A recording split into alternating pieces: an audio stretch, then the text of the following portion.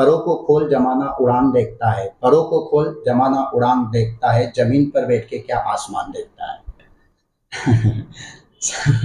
Sir इसमें तो पागल होना पड़ेगा।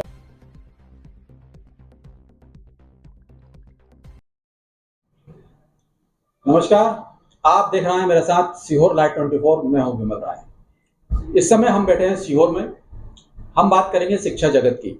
हम बात करेंगे सीहोर में यदि एजुकेशन की, तो इस समय सीहोर में बहुत ही शीघ्रता से उभरता हुआ नाम सामने आया है, वो है नरेंद्र वर्मा सर। नरेंद्र वर्मा कोचिंग संस्थान आज सीहोर में किसी भी पहचान की मोहताज नहीं है। बहुत ही कम समय में इन्होंने सीहोर में अपनी उपलब्धि हासिल करी। सीहोर के अलावा भी यदि हम बात करें तो मध्य प्रदेश में इनका काफी नाम है। ऐसे ही नरेंद्र वर्मा सर आज हमारे साथ हैं, हम इनसे बात करेंगे। बहुत बहुत धन्यवाद सर, आपने मुझे चुना।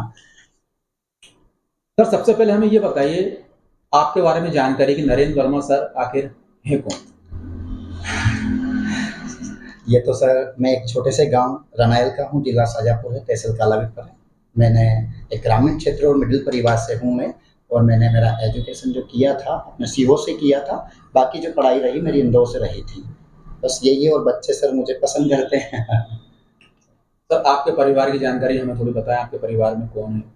परिवार की सर बात करें तो हमारे माताजी हैं, पिताजी हैं, हम 2 भाई हैं। छोटा वाला भाई मेरा मध्य प्रदेश पुलिस में 2013 से सेवा दे रहा है, और मैं कोचिंग क्लासेस में सेवा दे रहा हूँ बच्चों को। सर आपकी प्राथमिक शिक्षा की हम बात करें तो आपकी प्राथमिक शिक्षा कहाँ से हुई, किस प्रकार आपका पूरा कॉलेज टाइम है, किस प्रकार से रहा? प्राथमिक शिक्षा तो सर हमारी कुछ पढ़ाई तो गांव से भी हुई है, और बाकी पढ़ाई सीहोर से हुई है, अपने यहाँ से पीजी कॉलेज और यहीं से मैंने किया है। और साथ में मेरा बाकी की जो एजुकेशन जो मैंने तैयारी की सिविल सेवा की, वो अपनी इंदौर से हुई। सर आपका जो प्रोफेशन है शिक्षा, जी, आपने शिक्षा को ही क्यों चुना? सर मैं ये मानता हूँ कि अगर मैं किसी दूसरे विभाग में होता या किसी सरकारी नौकरी में होता तो मैं और मेरे परिवार का ही भविष्य बना सकता। आज मैंने इस विभाग से हजारों परिवार का भविष्य बना दिया, इसलिए मुझे ये विभाग अच्छा लगा और बेस्ट मैं शिक्षक मानता हूँ सर। आपकी शिक्षण शैली किस प्रकार की है? मैं सर बच्चों को, मैंने सर पढ़ाई के साथ साथ क्या किया, बच्चों को कॉमेडी ऐड कर दिया, कपिल शर्मा का शो ऐड कर दिया। मैं जनरल नॉलेज और हिंदी के लिए यहाँ फेमस हूँ, और बच्चे मुझे इसके लिए जीके के लिए जानते हैं सर। आपकी जो कक्षा में उपस्थिति होती है जी, वो मतलब अपने आप को किस तरीके से आप प्रेजेंटेशन करते हैं बच्चों के सामने, किस तरीके से? सर मैं जब क्लास में जाता हूँ तो मैं चाहता हूँ कि शिक्षक के चेहरे पे एक हंसी हो, क्योंकि सब तरीके के बच्चे हमारे पास आते हैं। तो सर मैं बच्चों को, मुझे पता है कि अधिकांश बच्चे मस्तीखोर आते हैं, तो मैं भी मस्तीखोरी हूँ और मस्ती में ही पढ़ाता हूँ बच्चों को, ताकि बच्चों को उनकी क्षेत्र मालवी भाषा में पढ़ाएंगे तो बच्चे उस चीज़ को सीखेंगे। और मैं चाहता हूँ सर कि शिक्षक के चेहरे पर एक हंसी होना चाहिए, जिससे बच्चे को जो उनकी एनर्जी होती है सर वो बढ़ जाती है, और शिक्षक एक जोश में होना चाहिए सर। बिल्कुल सही बात है। तो आप अपने विद्यार्थियों के बारे में कितना जानते हैं? मतलब आपकी क्लास में 100-200 बच्चे होंगे जी, तो आप उन बच्चों में से मतलब किस तरीके से जानते हैं कि ये बच्चा पढ़ने वाला है, वास्तव में पढ़ेगा, कि ये बच्चा मस्ती करता है? मतलब किस तरीके से मतलब आप उसको अलग से पहचान कर सर पाते हैं? सभी प्रकार के बच्चे आते हैं मेरे पास। मैं तो खुद सर चाहता हूँ कि मेरी क्लास में अगर 200 बच्चे हैं सर, 200 बच्चों को पढ़ाने के बाद में 200 का ही डाउट ना बचे। मैं खुद 1 घंटे के लिए 5 घंटे घर से तैयारी करके आता हूँ, इतना अच्छा गाता हूँ कि मैं खुद बच्चों को बोलता हूँ बेटा जो मैंने पढ़ा दिया आप इसको भूल के दिखाओ। एक बार पढ़ाने के बाद में सर बच्चा नहीं बोलता, कोडिंग कहानी के द्वारा बच्चों को पढ़ाते हैं। आप शिक्षण शैली में मतलब किस प्रकार से वो बच्चों की मदद कर पाते हैं? सर शिक्षा शैली में मैं तो सर शिक्षा को एक ये चीज़ मानता हूँ कि शिक्षा मतलब मेरे लिए तो जिस तरह शरीर के लिए ऑक्सीजन है, उस तरह हर व्यक्ति के लिए शिक्षा जरूरी है। तो कोई मेरी कोचिंग से फीस के चक्कर में ऐसा नहीं हो कि उसकी पढ़ाई रुक जाए, इसलिए मैं फीस की अपेक्षा बच्चों से बस गुरु दक्षिणा लेता हूँ सर। प्रत्येक जॉब होता है, किसी न किसी जॉब में एक ऐसी कोई बात होती है, एक ऐसी कोई निराशाजनक कुछ न कुछ तो होता है। जी, आपके साथ भी ऐसा कुछ हुआ है? सर ये पहले की हमारी बातें गड़े मुर्दे उखाड़ रहे हैं। और पहले हुआ सर, पहले बहुत परेशान किया। कुछ हमारे पास में कुछ ऐसे शिक्षक थे जो खुद ही मेरे पास पढ़ाते थे। बाद में उनको लगा कि यार सर का नाम तो हमारी वजह से है, तो क्यों ना अपनी कोचिंग डाल लें। कि कोचिंग वोचिंग नहीं चली तो उन्होंने कुछ अपमानजनक शब्द बताना, कुछ गलत चीज़ें मेरे बारे में कमेंट करना, साथ में कुछ बहुत ऐसे मुद्दे हुए हैं जो पर्सनली रहने दीजिए सर। वो तो हर विभाग में ऐसा होता है कि अगर कोई व्यक्ति आगे बढ़ता है। अब तो सर मैं बहुत आगे निकल गया, अब तो 12 साल इस क्षेत्र में हो चुका मुझे। अब तो 2-2 ब्रांचेस में सीहोर में चला रहा हूँ यहाँ पर, आपको पता ही है, अब सब जानते ही हैं आप। आपके पढ़ाने का वो पहला दिन आप याद करिए, उस दिन कक्षा में जाने से पहले आपने अपने आप को किस तरीके से तैयार किया होगा? सर जब मुझे एक मौका दिया था सीहोर में कोचिंग में, जब मैं तैयारी करके आया था, तो मुझे कोचिंग में मौका मिला था पढ़ाने के लिए।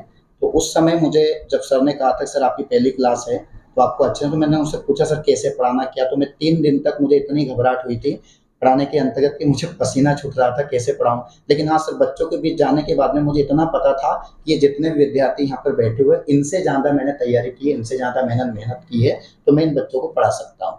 पर पहला दिन सर हर विभाग में किसी का भी हो, थोड़ा कठिन रहता ही है।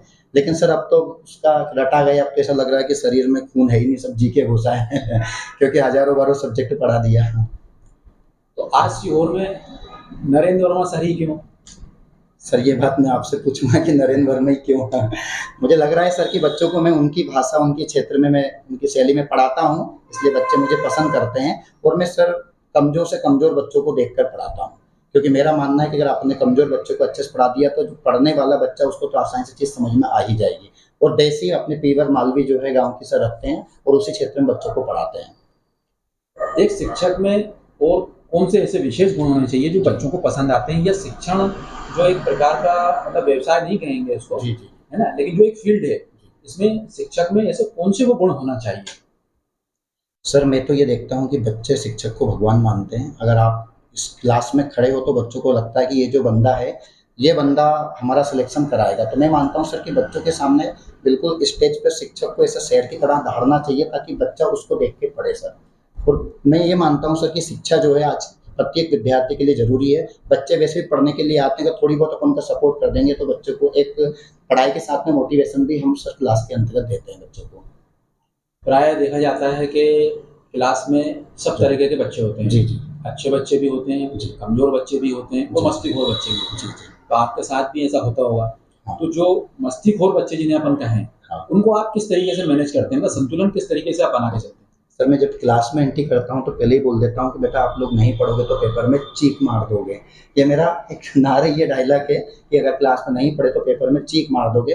तो मैं खुद ही सर एक तो मस्तीखोर हूँ, बच्चों को हंसी मजाक में पढ़ाता हूँ। आजकल की सर शिक्षा है ना, आपको पढ़ाई के साथ में आपको प्लस कपिल शर्मा का शो ऐड करना पड़ेगा। हंसी मजाक में नहीं पढ़ाओगे तो बच्चा 3 घंटा नहीं बैठ सकता सर। तो मैं खुद ही मस्तीखोर हूँ, तो बच्चों को मेरे हिसाब से समझ जाता हूँ कि इसको कैसे मुझे हैंडल करना। वो हर शिक्षक में सर एक क्वालिटी होती है, वो क्लास के माहौल देख के अपन समझ जाते हैं कि इसको कैसे क्या अपन को देखना है। कभी कभी ये होता है सर कि बच्चे पढ़ना चाहते हैं, छात्र छात्राएं पढ़ना चाहते हैं, लेकिन पारिवारिक स्थिति उनकी ऐसी नहीं होती है जी जी कि वो पढ़ाई कर पाए, या उनके माता पिता भी पढ़ाना चाहते हैं मान के चलिए, लेकिन नहीं पढ़ा पाते हैं, जी या कुछ ये कह सकते हैं कि अपन विपरीत परिस्थितियां ऐसी होती है। तो आप उन छात्र छात्राओं को, माता पिताओं को किस तरीके से मतलब मोटिवेट करते हैं उनको पढ़ाने के लिए? सर ये क्वेश्चन आपका बहुत अच्छा है।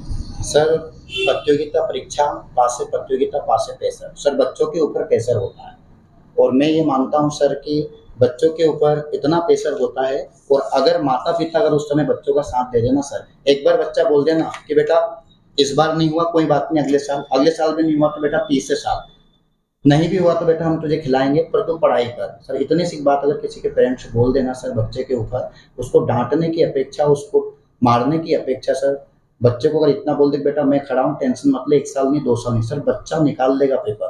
पर पेरेंट्स से भी सर हाथ जोड़ के मेरा निवेदन है कि अगर आपके बच्चे को अगर नहीं लगता है कि यार इसका नहीं हो पाएगा, सर उसे हमारे पास भेजिए, नरेंद्र वर्मा के पास भेजिए सर। सही दिशा सही ज्ञान, बच्चा निकलेगा सर, हजारों बच्चे निकाले हैं मैंने। पर पेरेंट्स सब प्रतियोगिता परीक्षा में इतना प्रेशर होता है कि एक तो उसके पास ऑलरेडी एक प्रेशर है पेपर का, और एक माता पिता का प्रेशर, नहीं निकल पाएगा सर बच्चा, कितने ही आप कर लीजिए। बस उसको समय चाहिए, क्योंकि अपन को पहली से दूसरी में भी आने में 1 साल लगा है। जिस तरह पहली से 12वीं तक बच्चे पे कोई प्रेशर नहीं था, वो प्रेशर बच्चों का प्रतियोगिता परीक्षा में ही क्यों आता है। 6 महीने 3 महीने का समय देंगे सर, 6 महीने 3 महीने में एक बच्चा कांस्टेबल नहीं निकाल सकता। 1 साल बच्चे का कोर्स होगा सर, 1 साल उसको रिवाइज करने में लगेगा, 2 साल एक कांस्टेबल जैसे पेपर को मैं मानता हूँ सर, उसका सिलेबस नहीं होगा, पेपर में बच्चा नहीं होगा। ऑनलाइन दुनिया है सर, आजकल 1-1 महीने पेपर चलता है बच्चों के, एक दिन में 3-3 शिफ्ट होती है। तो मैं नहीं मानता कि 1-2 महीने में पेपर निकलता है सर। एक शिक्षक का व्यक्तित्व उसकी सफलता को किस तरीके से प्रभावित करता है? बोलता हूँ जो भी आप काम करो ईमानदारी से करिए। अगर आप उसके अंदर कोई भी ढील देंगे, और सर एक व्यक्तित्व का तो ये है कि आप जो काम करने के लिए आए, व्यक्तित्व के सर 2 चेहरे होते हैं। मैं बाल विकास पढ़ाता हूँ, मानव का एक चेहरा जो है और एक सामने वाला जो चेहरा होता है। मैं चाहता हूँ दोनों चेहरे व्यक्ति के एक होने चाहिए। आप दिखावा क्या कर रहे हो, यहाँ क्या हो, हमारे सामने बोल रहे हो कि नहीं सर मुझे ये सब आता है, जब हम बच्चे को देखते हैं तो बच्चा बिल्कुल ज़ीरो होता है। बच्चा जब इंक्वायरी में आता है, सर मैंने पढ़ा है, मुझे नॉर्मल है, मुझे ये चीज़ मैं कर लूँगा। लेकिन सर जब क्लास में देखते हैं ना, सबसे ज़्यादा बच्चा वही होता है।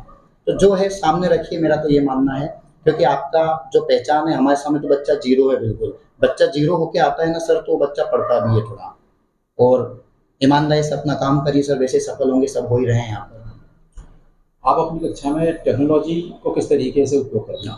सर आजकल दुनिया चल रही है ऑनलाइन, इसलिए मैंने पहले मेरी कोचिंग ऑफलाइन थी, तो मैंने एक हमारे फर्स्ट ब्रांच के अंतर्गत डिजिटल बोर्ड लगा के बच्चों को उस पद्धति से जोड़ा, ताकि जो बच्चा आज मोबाइल में देख रहा है तो बच्चे के अंतर्गत मैंने एक डिजिटल बोर्ड लगा के हम डिजिटल पढ़ाई करवाते हैं बच्चों को। और साथ में जो बच्चा हम तक नहीं पहुंच पाता है उन तक मैंने ऑनलाइन, मेरा चैनल है सीहोर वाले नरेंद्र वर्मा सर, उसका चैनल बनाया ताकि जो बच्चा गरीब घर से जो हमारे तक नहीं पहुंच पाए तो नरेंद्र वर्मा उन तक पहुंच गया सर।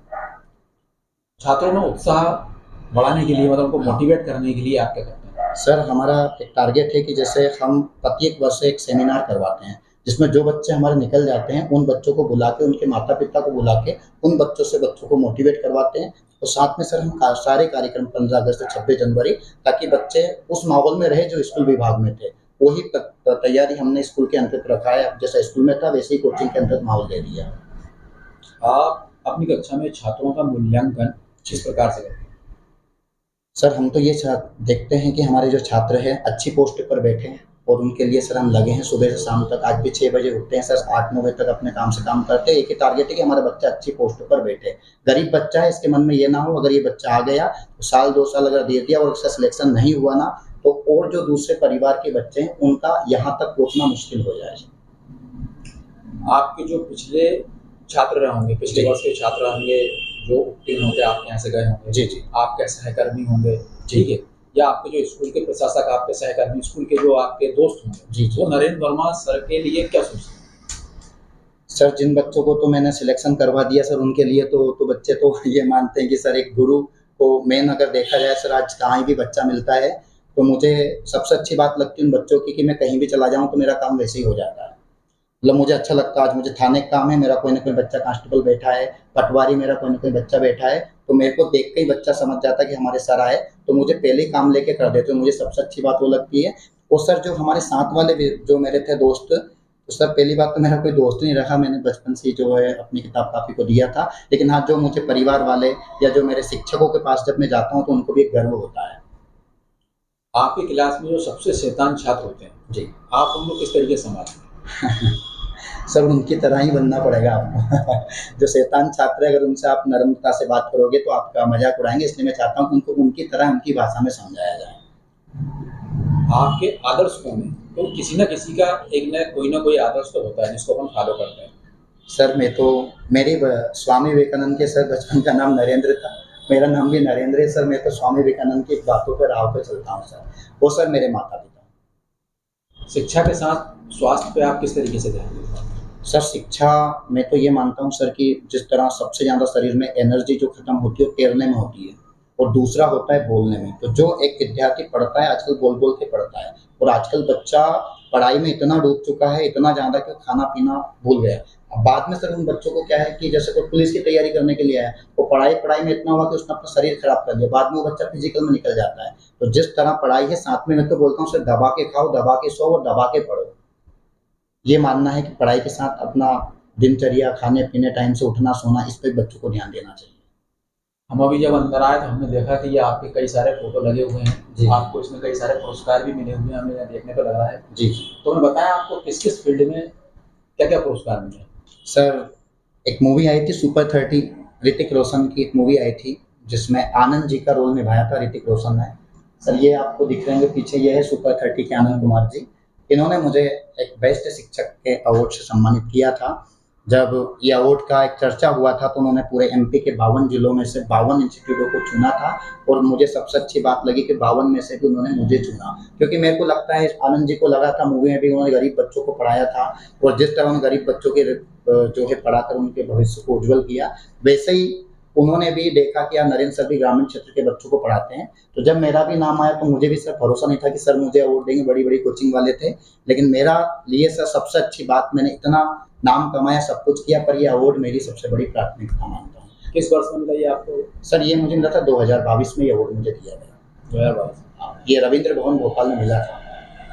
चलिए अब हम बात करते हैं कॉम्पिटिशन एग्जाम की। जी सर। तो जो आपके यहाँ बच्चे कॉम्पिटिशन की एग्जाम की तैयारी करवाते हैं, उनके लिए आप क्या कहना चाहेंगे? सर जो बच्चे मेरे यहाँ पर कॉम्पिटिशन की तैयारी करते हैं, बस उनसे तो मेरा सर एक ही निवेदन है और एक ही संकेत देना चाहता हूँ मैं कि शिक्षा के क्षेत्र में अगर किसी बच्चे को किसी प्रकार की कोई प्रॉब्लम आती है, कोई अपंग विकलांग बच्चा है, तो उनके लिए मेरी कोचिंग क्लासेस में फ्री सेवा है। किसी प्रकार की कोई बच्चों को आर्थिक रूप से भी समस्या है तो मुझसे आके संपर्क करें। और उनके लिए सर एक शब्द है मेरा बच्चों के लिए, परों को खोल जमाना उड़ान देखता है, परों को खोल जमाना उड़ान देखता है, जमीन पर बैठ के क्या आसमान देखता है। सफलता के लिए लास्ट एक मूल मंत्र आपकी साइड से क्या है? सर इसमें तो पागल होना पड़ेगा सर। ये लाइन तो ऐसी है सर, लगा रहना पड़ेगा आपको। और कोई सफलता का सर मूल मंत्र नहीं होता है सर, आपको ईमानदारी से अपना समय देना पड़ेगा, है ना। बस यही है मेरा, और बाकी फिर ऊपर वाला कुछ लग। जिस प्रकार सर ने बताया कि सफलता का मूल मंत्र तो रहेगा, आपको अपना समय 100% देना पड़ेगा और वो 100% आपको बड़ी ईमानदारी के साथ देना पड़ेगा। कहते हैं कि जो कार्य आप कर रहे हैं, यदि आप उसमें पूर्ण ईमानदारी से करेंगे तो उस कार्य को करने के लिए आपको ईश्वर भी उतनी शक्ति आपको प्रदान करेगा। हमारे साथ नरेंद्र वर्मा सर थे, आपने इनको सुना, आपको इनके बारे में जानने को मिला। आपको कैसा लगा ये हमें आप कमेंट्स बॉक्स में जरूर बताइएगा। और अगली बार जब हम मिलेंगे तो किसी ऐसे ही एक शख्स से आपका हम परिचय करवाएंगे। नरेंद्र वर्मा सर से आपको कैसा लगा हमें कमेंट्स बॉक्स में एक बार जरूर बताइएगा। तो ये थे हमारे सीहोर के नरेंद्र वर्मा सर, इनके बारे में आपको कैसा लगा, हमें आशा है कि आपको बहुत अच्छा लगा होगा। फिलहाल हमारी इस विशेष चर्चा में अभी इतना ही, कल हम फिर मिलेंगे, तब तक के लिए आप देखते रहिए सीहोर लाइव 24। नमस्कार।